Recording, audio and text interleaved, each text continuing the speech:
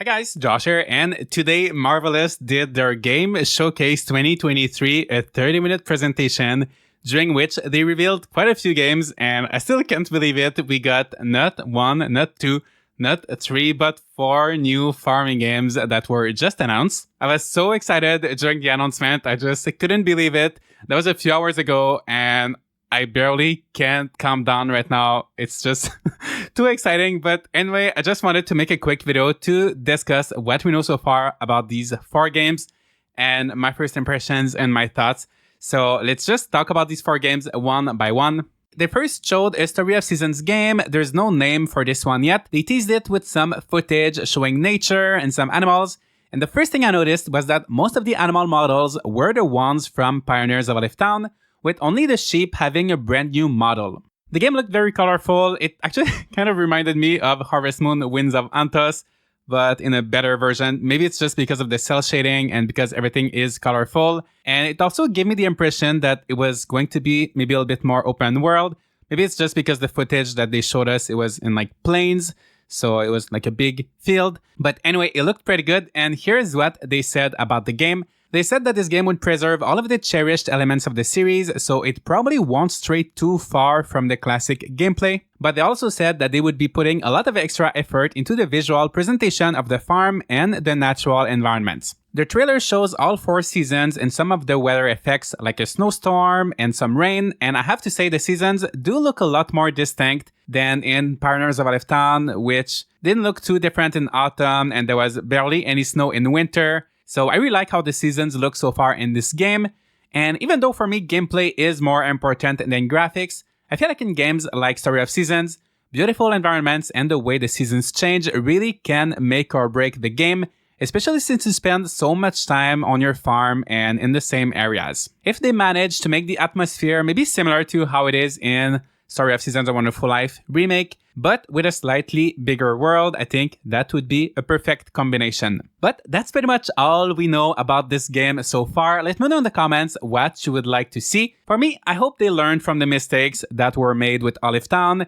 and that we will get more interesting characters and festivals, and overall just a more fleshed out experience. Also, just a guess, but since the animal models are the same as in Olive Town, do you think this could be a kind of sequel like Animal Parade was to Tree of Tranquility or Sunshine Islands was to Island of Happiness?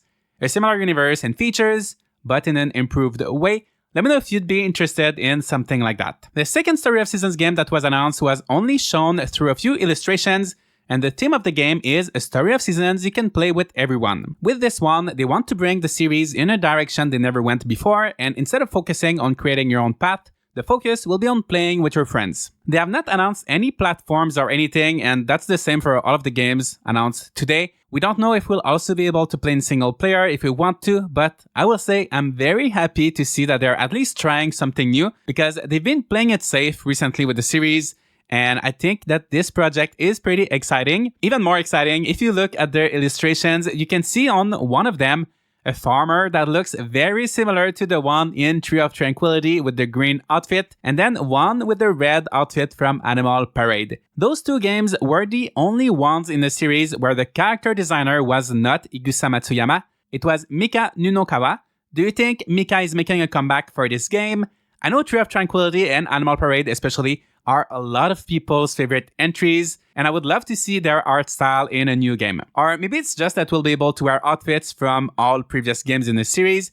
Who knows? But either way, I'm extremely excited for this one, and I can't wait to hear more about it, and of course to play it with friends. Next, no, we're not done yet, Rune Factory. So we've known for a while that Hakama, the developer of the Rune Factory series, has been working on a spin-off of the Rune Factory series. Well, today we finally have some more details. For now, it's called Rune Factory Project Dragon, so this is just a temporary title, and the style is inspired by ancient Japan. We had spin-off before, like Rune Factory Frontiers and Tides of Destiny, but this one is a pretty big departure visually from the other games. This is the game we got to see the most out of the four games today. It just looks so beautiful. I love the cell shading. There's also a scene where the player is flying on a dragon.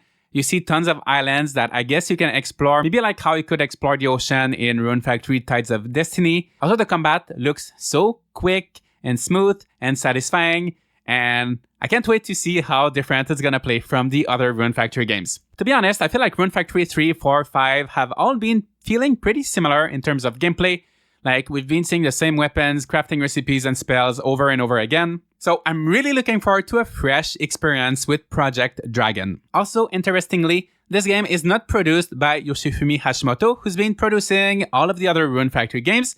It is produced by Kenichiro Tsukuda, who produced the first Doraemon Story of Seasons game, and also the Armored Core series. He's producing the game alongside Hisashi Fuji, whom I couldn't find too much information about him, but it seems like he worked on Final Fantasy X-2 and some Resident Evil games, so I imagine that with a different team, we can definitely expect a game that will feel pretty different than what we're used to with Rune Factory. However, it will still take place in the same universe. In fact, they confirmed that this will be the Eastern nation that is sometimes mentioned in other games in the series, and we will still be on Earthmate, most likely with Amnesia, so there's gonna be dragons as well. And at the end, they showed a Wooly who just looked way too cute, so there will be a lot of new, but still a lot of familiar elements. And lastly, with Project Dragon taking place in the East, Rune Factory 6 will be taking place in the West, and will be the next mainline game. They only showed the logo, so other than what looks like a castle, we don't know too much about it, but we can most likely expect a more traditional Rune Factory experience. And that's about it for the Story of Seasons and Rune Factory games that were announced today during the Marvelous Games Showcase 2023. What do you think? Are you excited? I think you can hear it in my voice. I'm very, very excited. Or maybe you are disappointed. Let me know. So I'll share with you my thoughts so far. So we kind of knew that there were both a Rune Factory spin-off and a mainline Rune Factory game coming. But I'm glad we now have more details about the spin-off, and it looks like such a gorgeous and fun game. As for the Story of Seasons games, we have not seen too much, but I like the idea of a multiplayer game, especially if it has elements returning from Tree of Tranquility, Animal Parade, or any other previous games. And I'm so excited about the more classic game as well. I'm sure we'll get to see more of it by the end of the year. Who knows, maybe in a Nintendo Direct or something. So I will be keeping an eye out for that. The future is so bright for farming games. There's a lot coming, and I will be covering these 4 games as much as possible on this channel, so feel free to subscribe if you don't want to miss that out. And I'll see you all in the next video.